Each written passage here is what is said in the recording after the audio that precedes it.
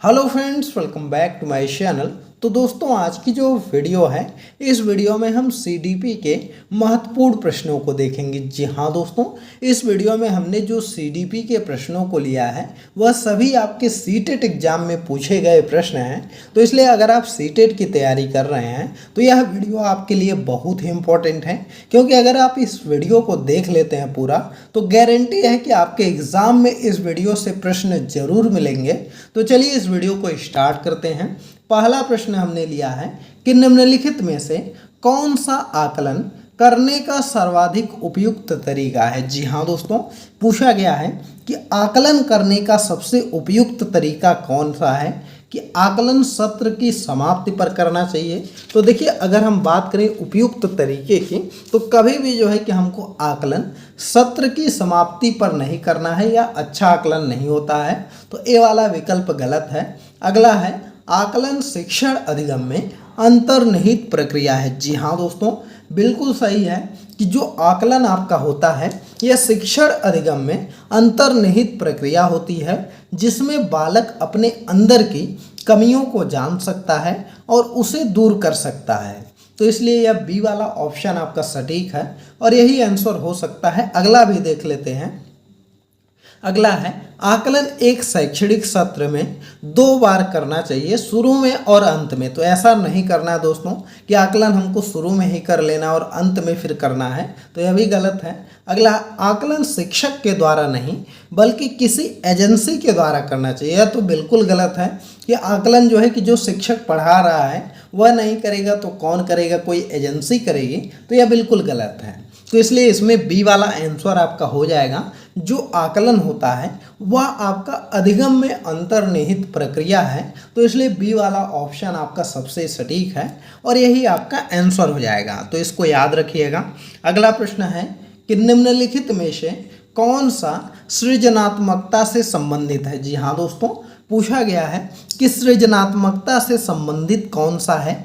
अपसारी चिंतन है कि अवसारी चिंतन है कि सांवेगिक चिंतन है कि अहवादी चिंतन है।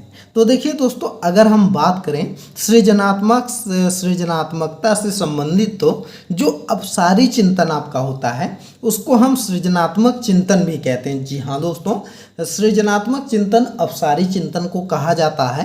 तो इसलिए आप इसको याद रखिएगा। इसका जो है कि ए वाला विकल्प आपका सही होगा। और इस चिंतन में जो आपका अपसारी चिंतन होता है, इस चिंतन में जो है कि व्यक्ति को जो भी तथ्य दिए गए होते हैं उसमें अपनी तरफ से वह तथ्य को जोड़कर वह निष्कर्ष निकालता है। जैसे अगर हम किसी को जली माचिस से भी लोग जो है कि तरह तरह के उसमें जो है कि डेकोरेशन बना सकते हैं। जैसे आप माचिस की तीली देते हैं तो वह लोग अलग अलग तरह से उसको आकृति उसका बना सकते हैं। जली हुई तीली है तो अलग अलग तरीके से उसको सजा सकते हैं। तो वही जो आपका सृजनात्मक चिंतन होता है। तो इसलिए ए वाला विकल्प आपका सही हो जाएगा। अगला प्रश्न देखते हैं। अगला प्रश्न है कि बच्चों के बारे में निम्नलिखित कथनों में से किस कथन में वाइगोत्स्की सहमत होते हैं। जी हाँ दोस्तों, जो कथन दिया गया है तो कौन सा ऐसा कथन है जिससे कि जो है कि वाइगोत्स्की सहमत होते हैं। चलिए इसमें ऑप्शन देख लेते हैं। तो ऑप्शन है कि बच्चे समवयस्कों और वयस्कों के साथ सामाजिक अंतःक्रिया के माध्यम से सीखते हैं। तो बिल्कुल सही है दोस्तों कि जो बच्चे होते हैं वह जो समवयस्क हैं, मतलब अभी अर्धवयस्क हैं, और जो वयस्क हैं उनसे जो है कि सामाजिक अंतःक्रिया से बच्चे जो है कि सीखते हैं। तो यह ऑप्शन बिल्कुल सही है, इसको वाइगोत्स्की मानते हैं। तो यह वाला ऑप्शन आपका सही है। अगला देखते हैं। बच्चे तब सीखते हैं जब उनके लिए आकर्षक पुरस्कार निर्धारित किया जाए। तो बिल्कुल गलत है दोस्तों कि बच्चा जो है कि तभी सीखेगा जब उसको पुरस्कार मिलेगा। तो ऐसा नहीं है। अगला है, बच्चों को चिंतन को तब समझा जा सकता है जब प्रयोगशाला में पशुओं पर प्रयोग किया जाए। तो ऐसा नहीं है दोस्तों कि प्रयोगशाला में हम पशुओं पर प्रयोग करेंगे तभी जो है कि चिंतन को समझा जा सकता है। अगला है, बच्चे जन्म से शैतान होते हैं और उन्हें दंड देकर नियंत्रित किया जा सकता है। तो ऐसा भी नहीं है दोस्तों कि जो बच्चे हैं वह शैतान होते हैं, दंड देकर ही नियंत्रित करते हैं। तो ए वाला सबसे सटीक आंसर है और यही आपका आंसर हो जाएगा कि जो बच्चे होते हैं वह समवयस्कों और वयस्कों के साथ जो है वह अंतर क्रिया के माध्यम से सीखते हैं। तो इसको याद रखिएगा, ए वाला ऑप्शन आपका सबसे सटीक होगा। अगला प्रश्न है कि बच्चे, यहाँ पर बच्चों के बारे में आपको दिया गया है, बच्चे के बारे में आपसे पूछा गया है कि जो बच्चे होते हैं वह जिज्ञासु प्राणी होते हैं और जो अपने चारों ओर के जगत को खोजने के लिए अपने ही तर्कों और जो है कि क्षमताओं का उपयोग करते हैं। तो बिल्कुल सही है दोस्तों कि जो बच्चे होते हैं वह जिज्ञासु प्राणी तो होते ही हैं और साथ ही में अपने जगत को खोजने के लिए अपने तर्क और क्षमताओं का उपयोग भी करते हैं। तो यह ऑप्शन तो बिल्कुल सही दिया गया है।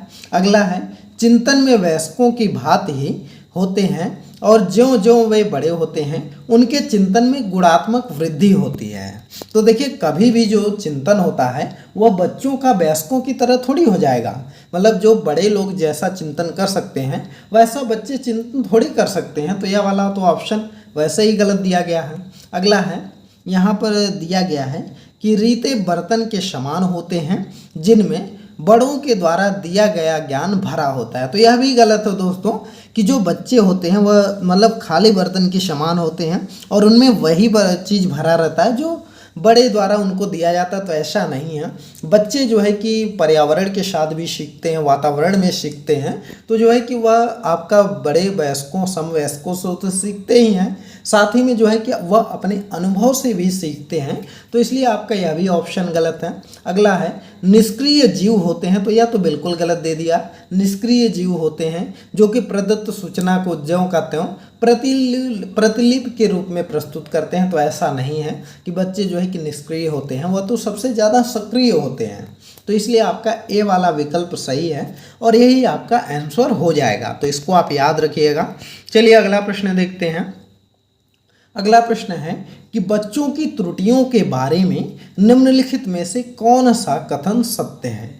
तो कौन सा कथन सत्य है यह पूछा गया है कि जो बच्चे गलतियां करते हैं उसके बारे में। तो असावधानी के कारण बच्चे त्रुटियां करते हैं। तो ऐसा नहीं है दोस्तों कि बच्चा अगर असावधानी से कर रहा है तभी वह त्रुटियां करेगा। बच्चे अगर सावधानी से भी काम करते हैं तो कभी कभी वह त्रुटि कर देते हैं। अगला है, बच्चों की त्रुटियां उनके सीखने की प्रक्रिया का अंग है। तो बिल्कुल सही है दोस्तों कि जो बच्चे त्रुटियां करते हैं वह उनके सीखने का एक अंग है। मतलब वह गलतियां करेंगे तो उनको सीखने के लिए मिलता है, फिर उसको वह सुधारते हैं, जिससे कि उनमें जो है कि उनका जो सुधार का तरीका यह भी है कि वह गलतियां जब करते हैं तो उनमें सुधार भी होता है। तो इसलिए यह तो बिल्कुल सही दिया गया है। अगला है, बच्चे तब त्रुटियां करते हैं जब शिक्षक सौम्य और उन्हें करने पर दंड देता है। तो ऐसा गलत है दोस्तों कि जब शिक्षक उनको जो है कि सौम्य करे और उन्हें जो है कि दंड दे तभी जो है कि बच्चे त्रुटियां करेंगे। तो ऐसा भी नहीं है। अगला है, बच्चों की त्रुटियां शिक्षक के लिए महत्वहीन है और जैसे चाहिए कि उन्हें काट दें और उन पर ध्यान न दें। तो ऐसा भी नहीं है दोस्तों। अगर बच्चा गलती कर रहा है तो शिक्षक को उस त्रुटि पर ध्यान देना चाहिए और वह बच्चा यह गलती क्यों कर रहा है इसका भी पता लगाना शिक्षक का ही काम होता है और वह गलती को सुधार करवाना, मतलब अपने शिक्षण विधि में किस तरह से परिवर्तन करें कि बच्चे जो है कि वह गलतियां न करें अगली बार जब उनका जो है कि आकलन वगैरह करें। तो इसलिए यह भी जो है कि यहाँ पर यह ऑप्शन गलत दिया गया कि महत्वहीन होता है। तो इसमें सबसे सटीक आंसर आपका बी वाला है और यही आपका आंसर हो जाएगा। तो दोस्तों यह वीडियो आपको कैसी लग रही है कमेंट करके बताइएगा और वीडियो पसंद आ रही हो तो वीडियो को लाइक करिए, ज़्यादा से ज़्यादा शेयर करिए और चैनल पर नए हैं तो चैनल को ज़रूर सब्सक्राइब करिए। अगला प्रश्न है कि अध्यापक को यह सुनिश्चित करना चाहिए कि उसकी कक्षा के सभी विद्यार्थी अपने आप को स्वीकृत और सम्मानित समझें। इसके लिए शिक्षक को क्या करना चाहिए कि वह, तो यहाँ पर देखिए पूछा गया है कि अध्यापक को यह सुनिश्चित करना चाहिए कि जो उसकी कक्षा के विद्यार्थी हैं वह आपको स्वीकृत और सम्मानित समझें और इसके लिए शिक्षक को क्या करना चाहिए। तो देखिए इसमें ऑप्शन जो दिया गया है वह दिया गया है आपका कि कड़े नियम बनाएं और बच्चों का उनका पालन न करने पर दंड दें। तो बिल्कुल गलत है दोस्तों कि हम कड़े नियम बना दें, बच्चों को जो है कि ना पालन करने पर दंड दें। तो ऐसे करने से बच्चे हमको सम्मानित और स्वीकृत नहीं समझेंगे, तो ये वाला गलत है। अगला है वंचित पृष्ठभूमि से आने वाले बच्चों का तिरस्कार करें। बिल्कुल गलत है दोस्तों कि जो बच्चे वंचित पृष्ठभूमि से हैं उनका हम तिरस्कार करेंगे, ऐसा नहीं करना आपको। अगला है उन शिक्षार्थियों का पता लगाएं जो अंग्रेजी अच्छी बोल लेते हैं और संपन्न घरों से हैं तथा उन्हें आदर्श के रूप में प्रस्तुत करें। तो ऐसा भी नहीं करना है दोस्तों कि हम जो है कि सिर्फ उन स्टूडेंट को ध्यान दें जो कि अंग्रेजी अच्छा बोल लेते हैं, संपन्न घरों से हैं, और उनको जो है कि हम आदर्श के रूप में प्रस्तुत करें, तो यह भी आपका गलत है। तो इसलिए डी वाला विकल्प आपका देख लेते हैं, यही सही हो सकता है क्योंकि 3 विकल्प तो आपके गलत ही हो चुके हैं। अगला है अपने शिक्षार्थियों की सामाजिक और सांस्कृतिक पृष्ठभूमि की जानकारी प्राप्त करें और कक्षा में विविध मतों को प्रोत्साहित करें। बिल्कुल सही है दोस्तों कि हमको क्या करना है कि अपने शिक्षार्थियों की सामाजिक और सांस्कृतिक जो पृष्ठभूमि है उसका पता लगाना है और जो है कि उसके कक्षा में विविध मतों को प्रोत्साहित करना है। तो डी वाला विकल्प सबसे सही है और यही इसका आंसर हो जाएगा। तभी जो है कि जो विद्यार्थी हैं वह आपको सम्मानित और स्वीकृत समझेंगे, तो यह वाला ऑप्शन सही है। अगला प्रश्न है कि सुरेश सामान्य रूप से एक शांत कमरे में अकेले पढ़ता चाहता है जबकि मदन एक समूह में अपने मित्रों के साथ पढ़ना चाहता है। यह उनके कारण के, यहाँ पर थोड़ा सा उल्टा हो गया है, यह जो उनका जो है कि विभिन्नता के कारण है, मतलब उनमें यह जो विभिन्नता है यह किस कारण से है। जैसे सुरेश जो है वह सामान्य रूप से शांत कमरे में पढ़ना पसंद करता है जबकि उसी का मित्र है मदन, वह जो है कि समूह में रहना, मित्रों के साथ पढ़ना पसंद करता है। यह किस विभिन्नता के कारण है? मूल्यों की विभिन्नता के कारण, अधिगम शैली की विभिन्नता के कारण, कि अभिक्षमता के कारण, कि परावर्तकता स्तर के कारण। तो देखिए अगर हम इसमें बात करें तो वह आपका है अधिगम शैली की विभिन्नता के कारण। जी हाँ दोस्तों, दोनों की जो अधिगम शैलियाँ हैं वह अलग हैं, जिसके कारण जो है वह आपका जो है कि जो आपका यह मदन है यह समूह में रहकर पढ़ना पसंद करता है और सुरेश जो है यह अकेले रहकर पढ़ना पसंद करता है। यह व्यक्तिगत विभिन्नता के अंतर्गत आता है, तो इसको आप याद रखिएगा। अगला प्रश्न देखते हैं दोस्तों। वीडियो पसंद आ रही हो तो लाइक करिए, ज़्यादा से ज़्यादा शेयर करिए, और दोस्तों आपको बता दें कि अगर आप सीटेट की तैयारी कर रहे हैं तो हमारे चैनल को ज़रूर सब्सक्राइब कर लीजिएगा, क्योंकि दोस्तों अब हम जो क्वेश्चन की सीरीज लाने जा रहे हैं उसमें जो है कि हर एक मनोवैज्ञानिक से आपको 50-50, 100-100 क्वेश्चन करवा देंगे, जिससे कि कोई भी वैज्ञानिक, मनोवैज्ञानिक से प्रश्न आएगा तो आपका नहीं छूटेगा। चाहे आपके जो है कि पावला हो गए, चाहे स्किनर हो गए, चाहे जीन पियाजे हो गए, चाहे वाइगोस्की हो गए, कोई भी मनोवैज्ञानिक हो गया, सबसे उठा करके हम 50 से 100 क्वेश्चन का आपको प्रैक्टिस करवा देंगे। और यकीन मानिए दोस्तों, अगर आप उतना कर लेंगे तो सीडीपी में तो आपका एक भी प्रश्न नहीं छोड़ने देंगे, यह गारंटी हमारी है। उसके लिए आपको क्या करना है कि आपको हमारे चैनल को सब्सक्राइब करना है और लाइक भी वीडियो को करना है, शेयर भी करना है। तो चलिए अगला प्रश्न देखते हैं। अगला प्रश्न है कि भारत में भाषिक विभिन्नता बहुत है।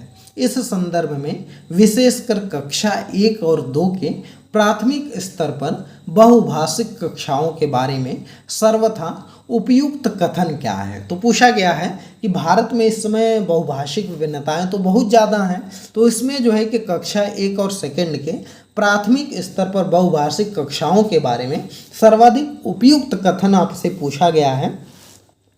तो इसमें देखिए अगर हम बात करें तो इसमें ऑप्शन आपका दिया गया है कि शिक्षार्थियों को अपनी मातृभाषा या जो है कि स्थानीय भाषा का प्रयोग करने पर दंडित किया जाना चाहिए। तो बिल्कुल गलत है दोस्तों कि हमको जो है कि कभी भी विद्यार्थी को उसकी मातृभाषा से वंचित नहीं करना है, उसकी स्थानीय भाषा का प्रयोग करने पर दंडित नहीं करना है। बाकी तो आप जान ही रहे हैं कि अब तो ज़्यादा जोर दिया जाता है कि बच्चे को जो शिक्षा है वह ज़्यादातर जो है कि उसके मातृभाषा में ही दी जाए, जो उसकी स्थानीय भाषा है।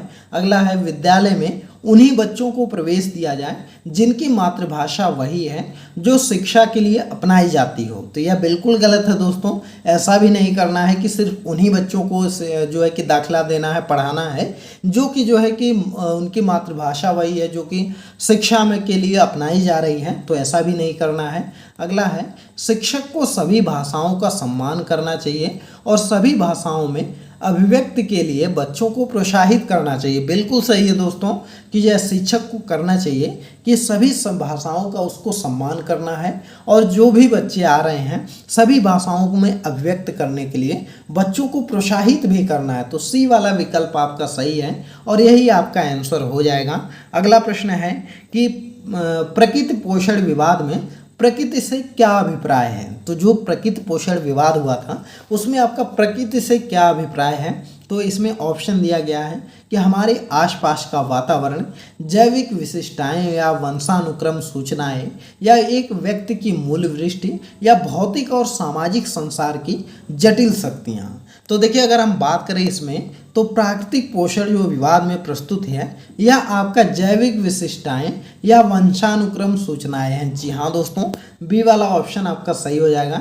जैविक विशिष्टताएं या वंशानुक्रम जो सूचनाएं हैं यही प्रकृति पोषण विवाद में प्रकृति से अभिप्राय है। तो इसको आप याद रखिएगा, बी वाला ऑप्शन सही है। अगला प्रश्न है कि जनसंचार माध्यम समाजीकरण का एक महत्वपूर्ण माध्यम बनता जाता है। कब बनता जाता है? नीचे दिए गए कथनों में से आपको सबसे उपयुक्त कथन बताना है कि जो आपका यह दिया गया है कि जनसंचार माध्यम समाजीकरण का एक महत्वपूर्ण माध्यम बनता जा रहा है। तो देखिए इसमें जो ऑप्शन आपका दिया गया है, पहला ऑप्शन है कि संचार माध्यम पदार्थों के विज्ञापन और विक्रय के लिए एक अच्छा माध्यम है।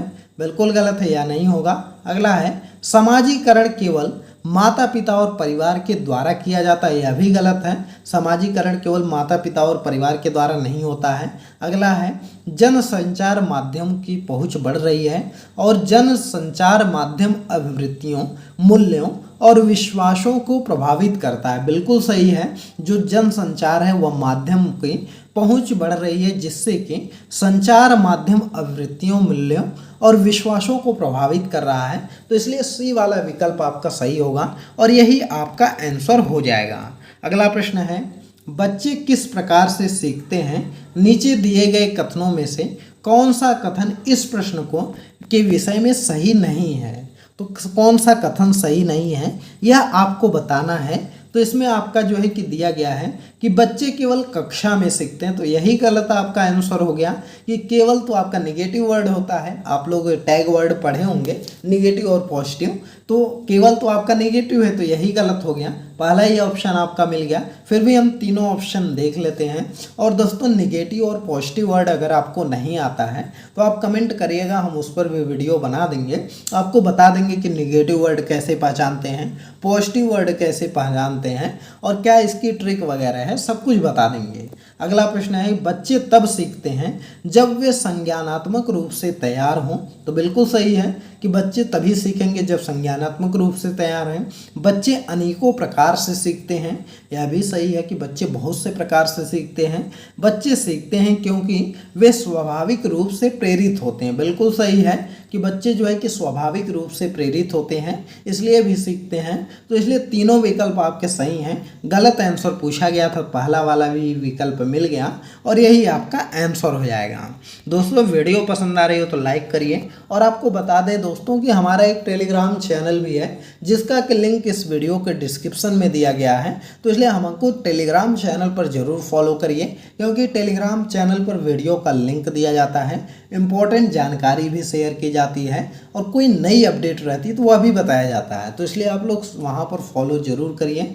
अगला प्रश्न है कि प्राथमिक विद्यालय के शिक्षक को अपने शिक्षार्थियों को अभिप्रेरित करने के लिए निम्नलिखित में से किस रणनीति को अपनाना चाहिए। जी हाँ दोस्तों, पूछा गया है कि प्राथमिक विद्यालय के शिक्षक को अपने शिक्षार्थियों को अभिप्रेरित करने के लिए उसको किस रणनीति को अपनाना चाहिए। तो इसमें आपका ऑप्शन दिया गया है कि प्रत्येक शिक्षार्थी को अंक लाने के लिए स्पर्धा को प्रोत्साहित करना, तो ऐसा नहीं करना है दोस्तों, हमको स्पर्धा को नहीं बढ़ाना है। अगला है प्रत्येक गतिविधि के लिए के रूप में प्रोत्साहन, पुरस्कार और दंड का उपयोग, तो बिल्कुल गलत है। दंड तो आपका नेगेटिव हो गया, तो इसलिए प्रोत्साहन, पुरस्कार और दंड नहीं देना है, तो यह भी ऑप्शन गलत है। अगला है बच्चों को उनकी रुचियों के अनुसार अपने लक्ष्य निर्धारित करने और उन्हें पाने के लिए उद्यम को सहायता करना, बिल्कुल सही है दोस्तों कि हमको करना चाहिए कि बच्चों को उनकी रुचियों के अनुसार लक्ष्य निर्धारित करने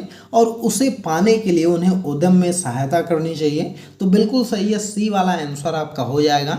अगला प्रश्न है, इसमें जो है कि अगला ऑप्शन भी देख लेते हैं कि पूरी कक्षा के लिए मानक लक्ष्य निर्धारित करना और उसकी उपलब्धि के लिए कठोर मानदंड, तो बिल्कुल गलत, कठोर आ गया, तो कठोर मानदंड नहीं बनाना है, तो सी वाला विकल्प आपका हो जाएगा, यही इसका आंसर है। अगला प्रश्न आपका दिया गया है कि निम्नलिखित में से कौन सा समाजीकरण का एक प्रमुख कारण है, तो समाजीकरण का प्रमुख कारण पूछा गया है, परिवार दिया है, कंप्यूटर दिया है, आनुवंशिकता दी है, राजनीतिक दल दिया है। तो देखिए अगर हम बात करें समाजीकरण का, तो प्रमुख कारण जो है वह आपका परिवार है। जी हाँ दोस्तों, समाजीकरण का प्रमुख कारण परिवार है, तो ए वाला ऑप्शन आपका सही हो जाएगा, यही इसका आंसर है। अगला प्रश्न है कि बच्चों को समूह कार्य देना एक प्रभावी शिक्षण रणनीति है, क्योंकि तो बच्चों को समूह कार्य देना एक प्रभावी शिक्षण रणनीति है, तो ऐसा क्यों है, तो इससे शिक्षक का काम कम हो जाता है, छोटे समूह में बच्चों को दूसरे बच्चों पर हावी होने की अनुमति होती है, तो यह भी आपका गलत दिया गया है, पहला भी गलत है कि इसमें शिक्षक का काम कम हो जाता है, जो है कि सीखने की प्रक्रिया में बच्चे एक दूसरे से सीखते हैं और परस्पर सहायता भी करते हैं, बिल्कुल सही है दोस्तों कि बच्चों को अगर समूह में कार्य दिया जा रहा है तो इससे जो है कि प्रभावी यह शिक्षण नीति है, क्योंकि इसमें बच्चे प्रक्रिया में एक दूसरे बच्चे से सीखते हैं और परस्पर सहायता भी करते हैं, तो इसलिए सी वाला ऑप्शन आपका सही है और यही इसका आंसर हो जाएगा। अगला प्रश्न है कि एक औसत बुद्धि वाला बच्चा यदि भाषा को पढ़ने और समझने में कठिनाई प्रदर्शित करता है तो यह संकेत देता है कि बच्चा का लक्षण प्रदर्शित कर रहा है। तो कोई बच्चा है औसत बुद्धि वाला, वह बच्चा जो है कि भाषा को पढ़ने और समझने में कठिनाई महसूस कर रहा है, तो वह संकेत दे रहा है कि बच्चा क्या लक्षण प्रदर्शित कर रहा है। तो इसमें जो है कि आपका पठन अक्षमता होगा, कि गणितीय अक्षमता होगा, कि लेखन अक्षमता होगा, कि गति समन्वय अक्षमता होगा। तो देखिए अगर हम यहाँ पर बात करें तो कोई औसत बुद्धि वाला बच्चा जो है वह आपका भाषा को पढ़ने और समझने में कठिनाई महसूस कर रहा है, तो उसमें जो है वह आपका डिस्लेक्सिया है, यानी कि वह पठन अक्षमता से पीड़ित है। ये वाला ऑप्शन आपका हो जाएगा। आपका अगर कोई पठन अक्षमता है तो आपका डिस्लेक्सिया हो जाएगा, वहीं पर अगर उसको लिखने में दिक्कत हो रही है तो डिस्ग्राफिया हो जाएगा, मैथ्स में दिक्कत हो रही, गणित में दिक्कत हो रही है तो गणितीय अक्षमता हो जाता है, डिस्कैकुलिया हो जाता है, और अगर गति समन्वय अक्षमता है तो डिस्ट्रैक्सिया हो जाता है। तो इसको आप याद रख सकते हैं। तो दोस्तों आज की इस वीडियो में आप 15 प्रश्न ही देखेंगे और यह सभी प्रश्न आपके एग्जाम के पॉइंट ऑफ व्यू से बहुत ही इंपॉर्टेंट हैं, इनको आप अच्छे से तैयार कर लीजिएगा। गारंटी है दोस्तों आपको 2 से 3 प्रश्न तो इस वीडियो से मिलने ही मिलने हैं, आपके एग्जाम में इनसे प्रश्न आते ही हैं। और देखिए दोस्तों जो यह लास्ट वाला प्रश्न हम करवाए हैं, यह प्रश्न तो हर बार पूछा जाता है, चाहे सीटेट का कोई भी पेपर आप उठा लो, उसमें यह गारंटी लेते हैं कि 100% यह प्रश्न पूछा गया है और हर बार पूछा जाता है। और उसी तरह से जेंडर अक्षमता, जो जेंडर पक्षपाती होती है, जेंडर रूढ़िवादिता होता है, उससे भी प्रश्न आपके सीटेट एग्जाम में बनते हैं। तो दोस्तों आप लोग चैनल पर नए हैं तो चैनल को सब्सक्राइब कर लीजिए, क्योंकि हम एक ऐसी वीडियो लाने वाले हैं जिसमें कि आपको बताएंगे कि सीटेट में प्रश्न पूछे कहाँ से जाते हैं।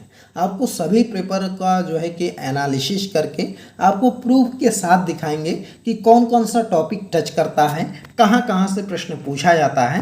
तो इसलिए चैनल को सब्सक्राइब करके रखिए, बेल आइकन ऑन करिए, बहुत जल्दी वह वीडियो आने वाली है। तो चलिए यह वीडियो पसंद आई हो तो वीडियो को लाइक करिए, ज़्यादा से ज़्यादा शेयर करिए, और चैनल पर नए हैं तो चैनल को ज़रूर सब्सक्राइब करिए। चलिए मिलते हैं अगली एक नई वीडियो में एक नए टॉपिक के साथ, तब तक के लिए बाय बाय।